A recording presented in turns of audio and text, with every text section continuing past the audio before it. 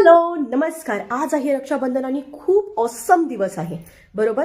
परंतु आता जर इंस्टाग्राम FB जर ओपन केलं तर त्याच्यामध्ये असं दिसतं की अरे रक्षाबंधन आहे, भावाला लुबडायचं, भावाकडून पैसे काढून घ्यायचे. तर हा कन्सेप्ट थोडासा मला चुकीचा वाटतो, थोडासा म्हणजे पूर्णच चुकीचा वाटतो. कशासाठी पैसे पाहिजेत? पैसे गिफ्ट, ज्या ठिकाणी पैसा आला तिथं लोभ आला, मोह आला, म्हणजे तिथं प्रेम नाही.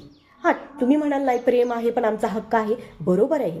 पण एखादी गोष्ट लुबडून घेणं किंवा नाही नाही मला हे पाहिजे म्हणजे पाहिजे, मग तू तिथं घाण राहा, ही थोडीशी टेक्निक चुकीची आहे. मी माझ्या स्वतःच्या भावाला म्हणते बाबा तू 1 रुपया मला देऊ नकोस. इथं गरिबी श्रीमंती हा विषयच येत नाहीये. फक्त आहे ते रिलेशन मरेपर्यंत टिकव. मला जेव्हा माझा पडता काळ येईल तेव्हा फक्त उभं राहा. आणि त्यावेळेस तुम्हाला हे 500-1000 रुपये तुम्हाला झिरो वाटतील, म्हणजे हरबो खरबो रुपये सुद्धा कमी पडतील. एवढे तिचे 7,000 असेल ना, हे रिलेशन खूप चांगलं टिकेल.